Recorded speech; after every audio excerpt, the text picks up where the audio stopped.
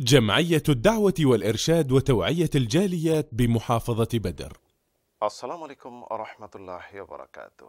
الحمد لله رب العالمين وصلى الله على نبينا محمد وعلى آله وصحبه أجمعين أما بعد। সুপ্রিয় দিনী ভাই ও বোনেরা, একটি প্রশ্ন আমাদের মাঝে বারবার আসতেছে, অনেক দিনী বন্ধুগণ প্রশ্ন করতেছেন, সেটি হলো 15 শাবানের পর তথা আমাদের দেশে যেটা প্রচলিত রয়েছে শবে বরাত, এরপরে রোজা রাখা যাবে কি যাবে না, রোজা রাখা জায়েজ কি জায়েজ না। তো এই বিষয়ে একাধিক যেহেতু প্রশ্ন আসতেছে, এই বিষয়ে সোশ্যাল মিডিয়াতে আলোচনাও আছে, তারপরেও বারবার যেহেতু আমার কাছে প্রশ্ন আসতেছে, তাই এই বিষয়টি স্পষ্ট করা উচিত মনে করি।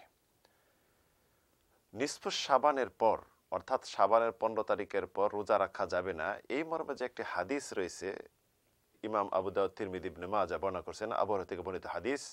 ও রাসূল সাল্লাল্লাহু আলাইহি ওয়াসাল্লাম ইরশাদ করেছেন, ইযা ইনতাসাফা শাবান ফালা তাসুমু, তথা যখন শাবানের অর্ধেক চলে যাবে তখন তোমরা রোজা রাখবে না। আল্লামা নাসিরউদ্দিন আলবানী রাহিমাহুল্লাহ সহিহ তিরমিজিতে এই হাদিসটি নিয়েছেন। হাদিসটি মূলত সহিহ। উল্লেখিত হাদিসের ভিত্তিতে এটাই বোঝা যায় যে 15 শাবানের পর তথা শবে বরাতের পর রোজা রাখা জায়েজ না। তবে এর ব্যাখ্যা রয়েছে। কোন রোজা রাখা জায়েজ না? 15 শাবানের পর নফল রোজা শুরু করা জায়েজ না যারা ইতিপূর্বে রোজা রাখেননি। যদি কেউ মনে করে যে শাবান মাসের শবে বরাত যে রয়েছে, শবে বরাত থেকে আমি রোজা শুরু করি, বাকি রোজাগুলি রাখবো, সে রোজা রাখবে না। যারা অভ্যাসগত রোজা রাখতেছে, শাবানের শুরুতে রোজা রাখতেছে, সোমবার বৃহস্পতিবার রোজা রাখতেছে, তারা রোজা রাখবে। এ বিষয়ে একাধিক দলিল রয়েছে, ইমাম বুখারী, মুসলিমের হাদিস। রাসূল সাল্লাল্লাহু আলাইহি ওয়াসাল্লাম ইরশাদ করেছেন, আবু হুরায়রা বর্ণিত হাদিস, লা তাতাকাদ্দামু রমাদান বিসাওমি ইয়াওমিন ওয়ালা ইয়াওমাইন ইল্লা রাজুলুন কানা ইয়াসুমু সাওমান ফালায়াসুমহু, তথা রমজানের একদিন আগে বা 2 দিন আগে কেউ রোজা রাখবে না, তবে কেউ যদি অভ্যাসগত রোজা রাখে সে রোজা রাখে। তো এই হাদিস দ্বারা স্পষ্ট যে 15 শাবানের পর রোজা রাখা যাবে যারা অভ্যাসগত রোজা রাখে, যেমন প্রতি সোমবার বৃহস্পতিবার নফল রোজা রাখে, সে রাখতে পারবে। এমনইভাবে সবচেয়ে উত্তম রোজা রাসূল যেটা বলেছেন, দাউদ আলাইহিস সালামের রোজা, একদিন রোজা রাখতেন, একদিন রোজা ছাড়তেন। অভ্যাসগত যদি এমন হয়, সে রোজার রমজানের একদিন আগেও 2 দিন আগেও রোজা রাখতে পারবে, যেহেতু সে অভ্যাসগত রোজা রাখতেছে।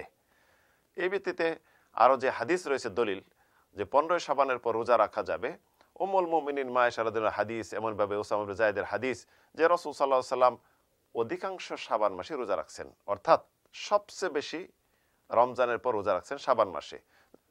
যেমন উম্মুল মুমিনিন মা আয়েশা রাদিয়াল্লাহু আনহার বর্ণিত হাদিস, তিনি বলেন, কানা রাসূল সাল্লাল্লাহু আলাইহি ওয়াসাল্লাম ইয়াসুমু শাবানা কুল্লাহ ইয়াসুমু শাবানা ইল্লা কালিলা, অর্থাৎ রাসূল সাল্লাল্লাহু আলাইহি ওয়াসাল্লাম পরিপূর্ণ শাবান মাস রোজা রাখছেন, সামান্য কিছুই ছাড়ছেন, মানে কি পরিপূর্ণ শাবানই মানে বেশি রোজা রাখছেন।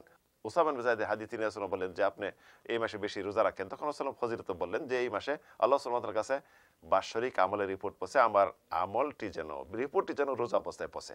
তো এই ভিত্তিতে বলবো, অভ্যাসগত যদি কেউ রোজা রাখেন সোমবার বৃহস্পতিবার, একদিন রোজা রাখেন একদিন ছাড়েন, এমনইভাবে যারা শাবান মাসে রমজানের প্রস্তুতিমূলক বেশি বেশি রোজা রাখেন তারা রোজা রাখতে পারবেন, তাদের জন্য এটা নিষিদ্ধ নয়।